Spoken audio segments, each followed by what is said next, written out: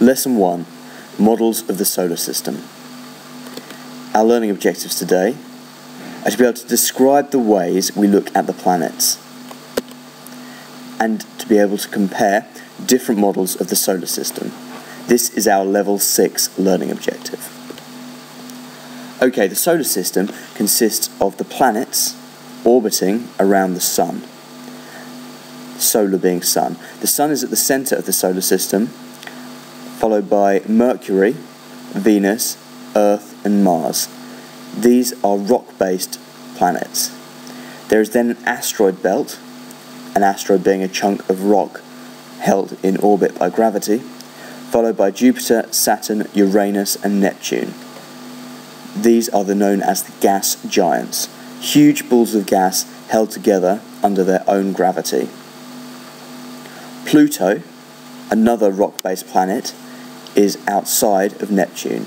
However, Pluto is now classified as a dwarf planet and no longer makes up the 8 planets of the solar system.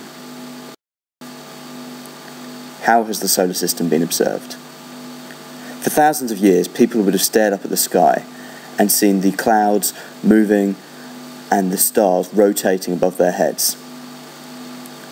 This is called observing with the naked eye, just looking without any magnification or using glass. In the early 1600s, saw the invention of the first telescope.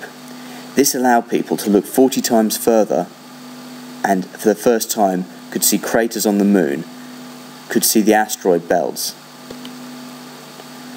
Modern day times, we use giant telescopes that can magnify thousands of times into the distance. They are held in metal casing and often on mountain tops. These are known as observatories. This is the major disadvantage of our terrestrial, so our land-based telescopes. They are very susceptible to weather conditions, and when the clouds draw in, suddenly you'll no longer be able to see and you'll not be able to make any observations that evening. The alternative to this is the Hubble Space Telescope. This is a satellite, and a satellite is something that is held in orbit around the Earth. So this is a satellite with a telescope mounted within that sends pictures back to a receiver on Earth. This has no, or is not affected by the weather or clouds, and produces some absolutely astounding pictures, such as the Elephant Nebula, seen here, and nebula being an exploding star. And these are all pictures sent back from the Hubble Space Telescope. So as mentioned previously, thousands of years ago people would look up and see the stars appearing to rotate over their heads, and they would plot points and notice that over the course of the evening, the course of the night, the stars have moved. They would also see planets moving much quicker in different directions across the sky.